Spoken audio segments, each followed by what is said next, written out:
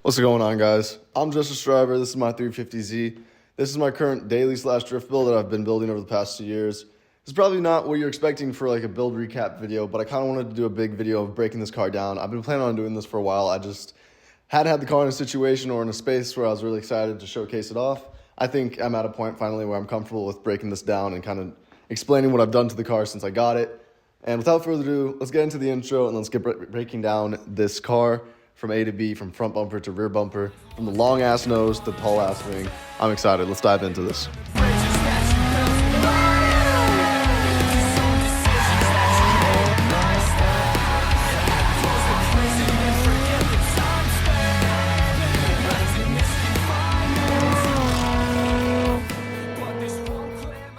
So starting off, this is a 2004 350Z. This came with the VQ35DE, which is, a lot of you know, is the least popular option when it comes to the VQ platform. A lot of people love the HRs, which I personally do too. They're great motors. You can make way better power with them. But I ended up buying a 2004 because when I bought this car, I was searching for a 240.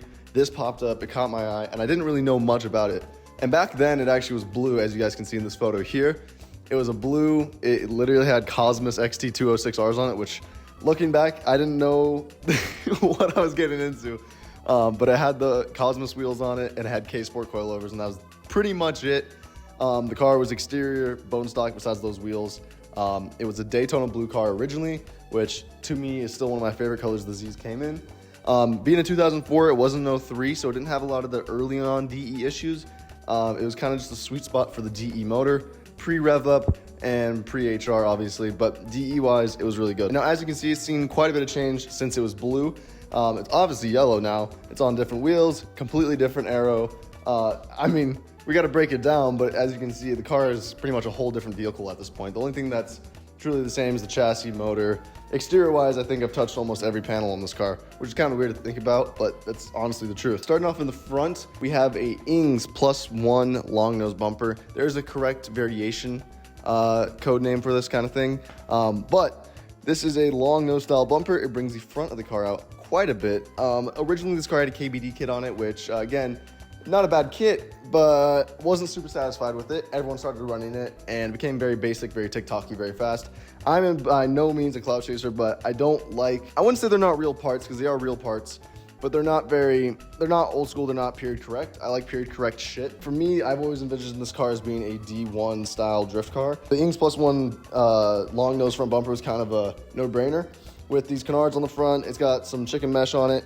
Eventually I want to get that chicken mesh out of there, and I want to do an actual duct that comes up to the AC condenser and radiator, like I'll put his ad up here, but his Instagram is Dork Wheelie. He did that on his long nose, and oh my god, my brain fucking loves that. I love the idea of a functional, good looking bumper, and I think eventually I'll get more into fiberglass work and try to do that, but for the time being, this is how it sits, just good stock form of the bumper. Now, moving up from there, we have OEM DE style headlights. Now, this may not be a huge thing, but this is kind of a big thing for me because this is a base 350Z, which means it never got halogens, it never got HIDs. And this car came with eBay lights with halo rings on them that within like the first 2 months of me owning it failed. They were never bright, and the right high beam would never truly work, or the left high beam would never truly work. So very poor driving conditions for me at night. I hated it, but I dealt with it for a very long time because, again, I didn't care. I was young, I didn't have a lot of money, so I didn't want to put a lot of stuff or put money into places where I felt I could put it into a better position. So I sourced these OEM headlights. They're DE style, not HR. There are some few key differences just by the actual integral design of the headlight itself. The side markers are a little bit different, blah, blah, blah. That's geeky shit, you don't really care. But what's cool is that these are HID xenons, which is a conversion on the backside from the harness to this, which was hard to do, not really. It was very simple. It just took a little while to figure out how to wire it correctly, but I do have a video on that if you guys want to check it out for you Z owners who have a base and want brighter headlights that look better. Down below, check it out. It's actually very simple and pretty cost effective, to be honest with you. Now, moving up from there, hood is stock. I don't think I will change it for a while. I think I might want to do a carbon hood eventually, but for now we have the stock 350Z DE hood. Moving on from there, we got some stickers on the windshield, nothing crazy there. The roof is wrapped black. I don't remember what initially made me want to do that, I think it was when they dropped this Proto Z. It was in the two-tone, if I'm not mistaken, and I was like, oh, I kind of like the separation of the color to the black. And I think like a week later when the car was getting wrapped, or right before, a week later before I got it wrapped, I was like, you know, I want that done as well. So we went ahead and did that. Following back from that roof, we have a small rear roof spoiler. I forgot the actual brand. I'll try and source links for this stuff and put it up where I can. If I can't find it, you'll know by there's nothing on screen. But it looks cool. It's simple. Like I said, it's a cheap roof spoiler. I dig it. Adds a little bit of flair. When the car was wingless, I think it really added the little touch it needed to the rear end because it was so smooth. I needed some type of angularity, but it was pretty good. Following down from that, on the hatch, we have some stickers, our little waving peace sign, small little mod that I love, and the centerpiece of the rear end, the big ass wing. Now, I bought this off my buddy Brandon. I'll put his Instagram on screen, of course. He's a killer fucking driver, super dope guy, just a class act of a man. And I bought this off him a little bit ago. I always wanted to do, again, D1 style drift car kind of thing, long nose, fucking huge ass wing. But this is kind of a low mount GT wing. I do have high risers for it, and I think eventually I'll try that out, but I want a different rear bumper than we have currently to suit that more aggressive aero package. So this wing isn't anything crazy. It's custom brackets, an NRG deck, and then custom end plates. Eventually, I do want to do an Ings +1 wing to match the front end. Again, super expensive, long wait times, blah, blah, blah. That's boring stuff you don't want to know logistically, but eventually that will be getting changed. For now, this is fantastic. I love it. Shout out to Brandon, dude. Thank you so much. It really pulled this whole new front end together and made my fucking week when I got that. So bringing it back up to the side, we got carbon fiber mirror caps that my buddy Christian picked up for me and gave me as a gift. That was super sweet of you, dude. Appreciate you. Eventually, these will get replaced with some more aero style mirrors, but I love these things. It adds a little bit of flair to it because there are carbon accents here and there, obviously, with the wing. And these B pillars that I got when I bought the front bumper out in Cali, it was dope. Really, really made my day when he tossed those in. So I guess we'll move on to the wheels. These are Ray's 57 CRs. I do have a set of Advan RG4s that I sometimes toss in the rear. I like mismatched. I think it looks good. I do eventually want to switch these up. I love 57s, but I really like fucking Advans. I think some TC4s or something would be dope. I like 5 spokes too, so that's kind of a good vibe. But I think eventually, I do want to get better specs, more aggressive. These are like a 9.5. I really want a 10.5 because I had a 10.5 previously. And you could just, I don't know, it fits your spacers. Speaking of spacers, this is on Titan Motorsports spacers. It's a 20 mil up front, 35 mil in the rear. I could probably dial that in a little bit more. That was kind of a rough guess when I first got them. And I know in the rear I could probably push it out a little bit more because the fenders are rolled on this car. So, you know, it's all with testing. But great wheel. I am trying out different tires right now. We got some fucking Excel. I don't even know how to pronounce that. They're the 571s. They were super cheap on like a weekend for a sale, and they have been performing very good. They're 200 tread wear, so you go through them quick. And I actually haven't been able to drive an event with them yet just because of work, but very cool. Enjoying those. Moving down to these side skirts. Again, stock body, so stock fenders and whatnot, but the side skirts are KBD. Nismo Type 2, whatever bullshit they come up with. Again, KBD's not bad. I don't hate KBD. I actually enjoy these skirts a little bit more now than when I first had them on because I didn't know how to get them to mount very well.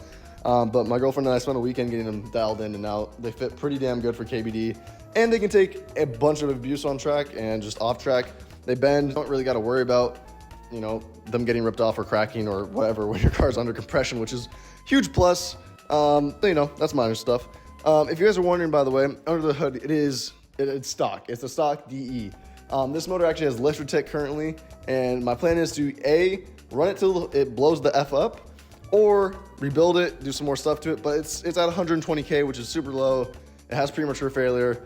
It's kind of shitty. It is what it is, you know? Like, these are pretty reliable. I'm not going to bullshit you. VQs can take a hell of a hit. Am I being a bit of a lazy ass by putting off the lifter maintenance? Yes, but also, if I were to do it right, I'd want to do every single lifter to get it back into correct adjustment to prevent it from happening again. And that is about the price of a DE right now. So, you know, tomato, tomato, we're probably gonna get a new motor for it and just do that. That's down the line though, I'm not ripping too hard. Now in the rear, I'll have to get some close-up shots for you guys on this because it's out of frame, but we'll just go over quick quick overview. It is a stock bumper with a KBD lip or valance on it, so it brings the bumper down, adds a little bit more definition, a little bit more to it. And then it's got some NTX glow clears, which again, Facebook Marketplace grailed those at like 8 p.m. on like a Wednesday afternoon after work, and I was like, yo, let me come cop these, and made it happen. I like clears a lot. I mean, it's kind of a trendy thing, I guess, but they're cool.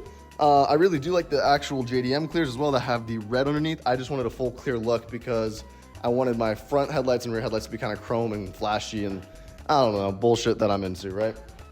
So I think that covers everything exterior-wise. I guess we can get into the mechanical side of things, which I won't really be able to show you here at the house, but I'll go over some of the main stuff that I've done since I got the car. So like I said, originally it was on K-Sport coilovers. I switched over to ISR about 5 to 6 months ago. Let me just tell you, league's difference having an actual nice coilover setup. ISRs are by no means professional or expensive, but god damn, if you're into grassroots drifting and you need a cheap, well-performing coilover, they're fantastic. I truly love them. I stand by them. They're 32-way adjustable compression, which is awesome. Really good adjustable ride height, blah, blah, blah. You don't need to know more about that. They're great. Buy them. If you need something for a good bang for your buck, I support. ISR is awesome. Coming up with some more suspension things, it's got Z1 upper control arms. It has a GK Tech angle kit with the knuckle. I haven't done LCAs yet. I need to do them in the front.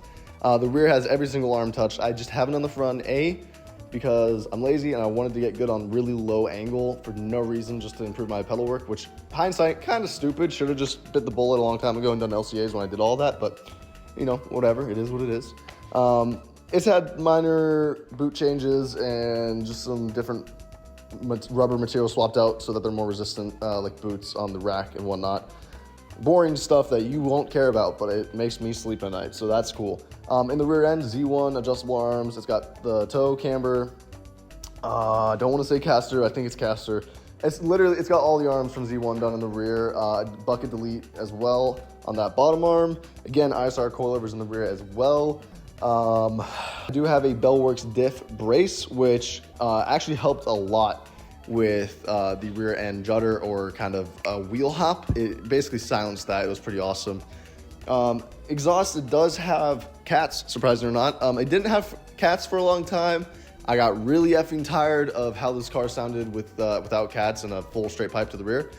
So it's got stock headers, stock cats from an 05 or 06 G35 on it, to a ISR Y pipe, no, Z1 wipe, no, Megan Racing Y pipe. God, I've gone through a lot of exhaust setups with this car. If you ask my friends, I've tried so long to find a good sounding exhaust setup that I like. I'm really weird, peculiar about that stuff. But yeah, it's a Megan Racing Y pipe, which honestly, Megan Racing can be a hit or miss. It's been pretty good for me. I have no complaints with it.